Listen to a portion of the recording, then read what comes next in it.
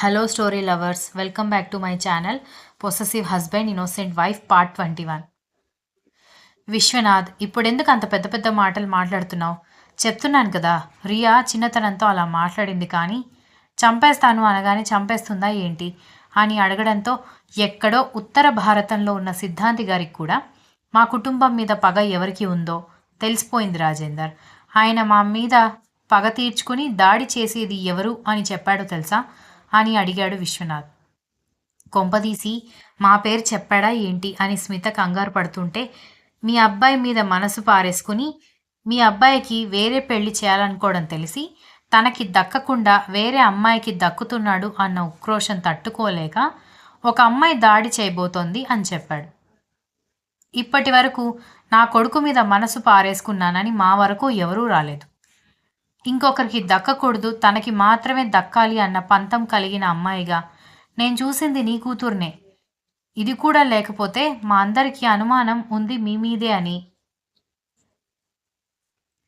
దాని గురించి మాట్లాడడానికి వస్తేనే ఆల్రెడీ మర్డర్ ప్లాన్ గురించి మీ అమ్మాయి మాట్లాడుతుందని, అది నేను విన్నాను అని చెప్పాలా అని విశ్వనాథ్ అడగడంతో ముగ్గురు దొంగల్లాగా ఒకరి మొహం ఒకరు చూసుకున్నారు.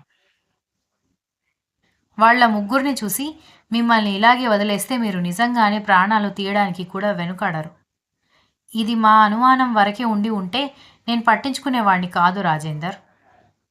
ఎప్పుడైతే ఒక మనిషి ప్రాణాన్ని ఒక చీమని నలిపేసినంత సులభంగా నలిపేయచ్చు అని మాట్లాడిన నీ కూతురి మాటలు విన్నానో అప్పుడే మీ కుటుంబం హిస్టరీ గురించి ఆలోచిస్తుంటే నాకు కంగారు వస్తోంది. ఇప్పుడే మీ మీద పోలీసులకి కంప్లైంట్ ఇస్తాను అని చెప్పడంతో అందరూ షాక్ అయితే, అంత పని చేయకు విశ్వనాథ్, మేము ఇంకా మాటల వరకే ఉన్నాం, మర్డర్ చేయలేదు కదా, ఎందుకు చిన్న విషయాన్ని పెద్దది చేస్తున్నావు అన్నాడు రాజేందర్. రాజేందర్ చేతులు విదిలించి, పిచ్చి పిచ్చి మాటలు మాట్లాడావంటే చంప పగలగొడతాను రాజేందర్. చేసేది దిక్కుమాలిన పని, మీరు ప్లాన్ చేసింది మహాఘోరమైన పనికి, పైగా ఏమీ జరగలేదు కదా, చిన్న విషయమే కదా అంటావా? నేను అలాగే మీ ముగ్గురి మర్డర్ కోసం ప్లాన్ చేసి ఇది చాలా చిన్న విషయం సింపుల్గా తీసుకుని రేపు దేవుడి దగ్గరికి వెళ్ళి హాయ్ చెప్పండి అని మాట్లాడితే ఊరుకుంటారా అని అరిచాడు విశ్వనాథ్. అది కాదు విశ్వనాథ్ అని రాజేందర్ అరుస్తున్నప్పుడే విశ్వనాథ్ మొబైల్ బయటకు తీసి పోలీసులకి ఫోన్ చేస్తుండడంతో కంగారు పడిన రియా పక్కనే ఉన్న ఫ్లవర్ వాస్ తీసి విశ్వనాథ్ తల మీద కొట్టడంతో విశ్వనాథ్ అక్కడే కుప్పకూలిపోయాడు. దెబ్బకి స్మిత, రాజేందర్ షాక్ అయ్యి కూతురు వైపు చూడగానే ఫ్లవర్ వాజ్ కూడా ముక్కలైపోయి కనిపించడంతో, రియా నీకేమైనా పిచ్చి పట్టిందా, అసలు ఎందుకు ఇలా చేశావని రాజేందర్ అరవడంతో, ఇలా చేయకపోతే అంకుల్ మన మీద కంప్లైంట్ ఇచ్చేవారు కదా డాడీ అనగానే, రియా రియా ఇంత పిచ్చి పని చేస్తావని అనుకోలేదు, వాడు నిజంగా పోలీసులకి కంప్లైంట్ ఇచ్చుంటే మనం ఫోన్లో ఏ రౌడీలతో మాట్లాడలేదు, మనం మర్డర్ చేయాలనుకున్న దానికి ఎలాంటి ప్రూఫ్స్ లేవు కాబట్టి 3 రోజులు ఇంట్రోగేట్ చేసి వదిలేసేవారు, గోటితో పోయే విషయానికి గొడ్డలి వరకు తీసుకొచ్చావు, ఇప్పుడు అసలైన మర్డర్ కేసు మన మీద పడుతుంది అని రాజేందర్ తల పట్టుకోవడంతో ఏం చేయాలో అర్థం కాలేదు తల్లి కూతుళ్ళిద్దరికి. అయితే ఇవన్నీ ఎవరికి దొరకకుండా మాయం చేసేసి మనకేం తెలీదు అని చెప్దామా అని స్మిత చెప్పడంతో చెంప పగలగొట్టి, అసలు నీ గారాబం వల్లే ఇది ఇలా తయారైంది, ఈ విశ్వనాథ్ గాడు వసుంధరకి చెప్పకుండా ఒక్క పని కూడా చేయడు, కాబట్టి ఖచ్చితంగా విశ్వనాథ్ ఇక్కడికే వచ్చాడన్న విషయం వసుంధరకి తెలిసే ఉంటుంది, ఇప్పుడు వీడిక్కడి నుంచి వెళ్ళడం ఒక్క 10 నిమిషాలు లేట్ అయినా సరే అనుమానం మన మీదకే వస్తుంది అనగానే ఇప్పుడు ఇంకాస్త షాక్ అయ్యారు తల్లి కూతురు ఇద్దరు. రియా వెంటనే ఏడుస్తూ, డాడీ నేను ఇలా అవుతుందని ఎక్స్పెక్ట్ చేయలేదు డాడీ, ఏదో పోలీసులకి ఫోన్ చేస్తాడన్న కంగారులో మన పరువు పోతుందని అలా కొట్టానే కానీ చంపాలన్న ఉద్దేశం నాకు లేదు, అసలు బ్రతికి ఉన్నాడో లేదో ఒకసారి చెక్ చేయండి అని అడిగింది.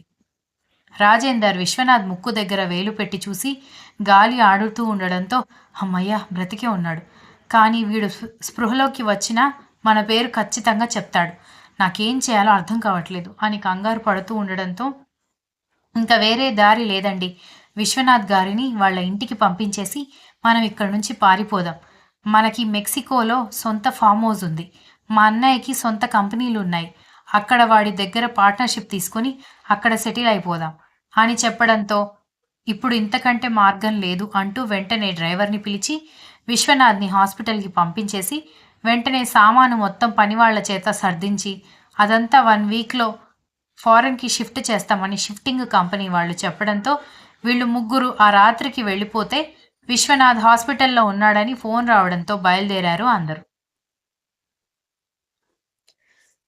వసుంధర, కర్ణతో పాటు భాస్కర్, మహాలక్ష్మి, దక్ష కూడా హాస్పిటల్కి వచ్చేసరికి తలకి కట్టుకుని విశ్వనాథ్ పడుకొని కనిపించడంతో నేను చెప్పాను కదా నా మాట ఎవరూ వినిపించుకోలేదు.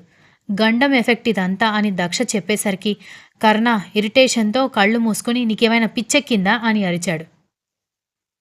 ఇప్పుడు నేనేం తప్పు మాట్లాడానని మీరు అరుస్తున్నారు అని అడగడంతో గండం ఉంది నాకు కదా, మా డాడీకి ఎందుకు యాక్సిడెంట్ అయింది, ఏమైనా అయితే నాకు కదా అవ్వాలి అనగానే గండం ఒకరికి ఉన్నా అది ఒకరి కాలు అడుగు వల్ల ఇంకాస్త ఎఫెక్ట్ చూపిస్తుంది అనుకున్నప్పుడు ఇలాంటి సిగ్నల్స్ మనకి చూపిస్తుంది. మీరు ఇంకా మాతో పూర్తిగా సంబంధాలు కట్ చేసుకోవడం మంచిది.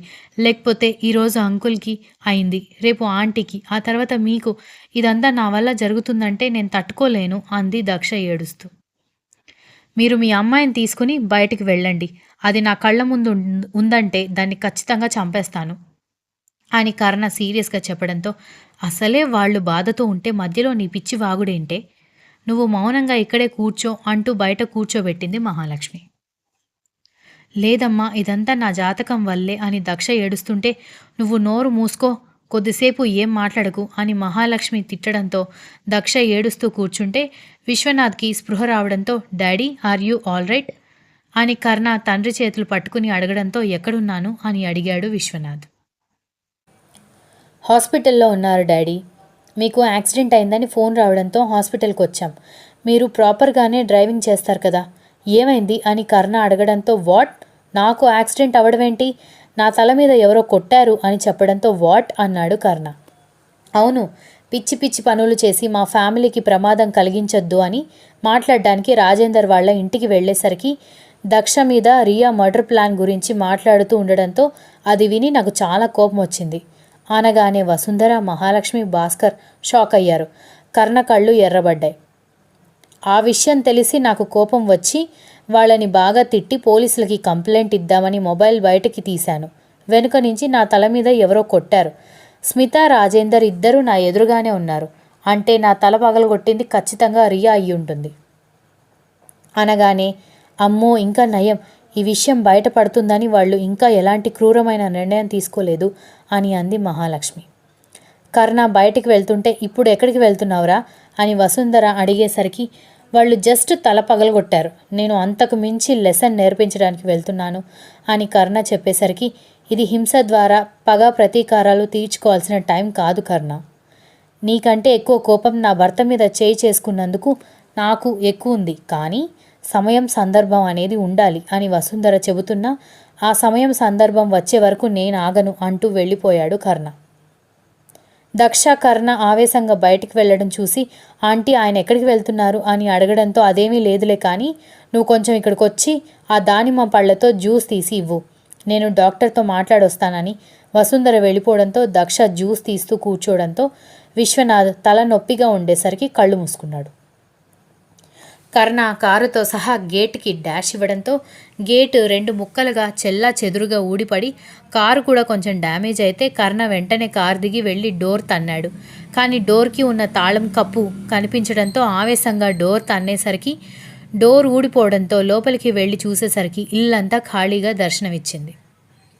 ఆవేశంగా బయటకు వచ్చేసరికి తోటమాలి పరిగెత్తుకొచ్చి మీరొచ్చి వాళ్ళ ప్రాణాలు తీస్తారన్న భయంతో మా సార్ వాళ్ళు సామాను మొత్తం సర్దుకొని మా అమ్మగారి వాళ్ళ అన్న వాళ్ళు ఏదో దేశంలో ఉంటారని వెళ్ళిపోయారు అబ్బాయి గారు అని చెప్పడంతో నువ్వు వాళ్ళ కింద పనిచేస్తూ నాకెందుకు ఈ ఇన్ఫర్మేషన్ ఇస్తున్నావు అనగానే వాళ్ళ కింద పనిచేసిన వాళ్ళు ఎన్ని దుర్మార్గాలు చేశారో నాకు తెలుసు కదా బాబు. ఆ రియమ్మ పుట్టడానికి ఆడపిల్లగా పుట్టింది, కానీ అన్ని బ్రహ్మరాక్షసి లక్షణాలే ఉన్నాయి. పని వాళ్ళని పనిచేసే వాళ్ళని ఎప్పుడూ ఆవిడ గౌరవించిందే లేదు. కాలి కింద చెప్పులాగా, చెప్పు కింద తేలులాగా అందరినీ చూసేది. ఆవిడ ఆగడాలు భరించలేక ఎంతమంది పనివాళ్ళు ఇక్కడి నుంచి పారిపోయారో నేను కళ్ళారా చూశాను బాబు అన్నాడు. వాళ్ళు ఏ కంట్రీకి వెళ్లారో నీకేమైనా తెలుసా అనగానే పనివాడు బుర్రగొక్కొని అదేదో మిక్స్ అని తడబడుతుంటే మెక్సికోనా అని అనగానే అవును బాబు అదే మాట విన్నాను అన్నాడు. వాళ్ళు ఎక్కడికి వెళ్ళినా నా నుంచి తప్పించుకోలేరు అంటూ కర్ణ ఆ కార్ డ్రైవ్ చేసుకుంటూనే ఎయిర్పోర్ట్లో వర్క్ చేస్తున్న తనకి తెలిసిన ఫ్రెండ్కి ఫోన్ చేసి రియా, రాజేందర్, స్మిత పేరు మీద మెక్సికోకి వెళ్ళడానికి ఫ్లైట్ టికెట్స్ బుక్ అయ్యాయేమో కనుక్కో అన్నాడు. అతను చాలాసేపు చెక్ చేసి అవును బుక్ అయ్యాయి, కానీ ఇప్పుడు కాదు, మిడ్ నైట్, ఇప్పుడు మెక్సికోకి ఫ్లైట్ టికెట్స్ లేవు అని చెప్పడంతో దొరికారు అనుకుంటూ హైదరాబాద్లో ఉన్న ప్రతి హోటల్కి వాళ్ళ ముగ్గురి ఫొటోస్ పంపించి వాళ్ళు ఎక్కడ ఉన్నా తనకి ఇన్ఫర్మేషన్ కావాలని చెప్పాడు హోటల్ కమిటీకి. కర్ణ మళ్ళీ హాస్పిటల్కి రావడంతో ఏమైందిరా అని వసుంధర అడగడంతో భయపడి పారిపోయారు పిరికి వెధవలు అని తిట్టాడు. Continuous. If you like the story please like, share, comment and don't forget to subscribe and ignore mistakes.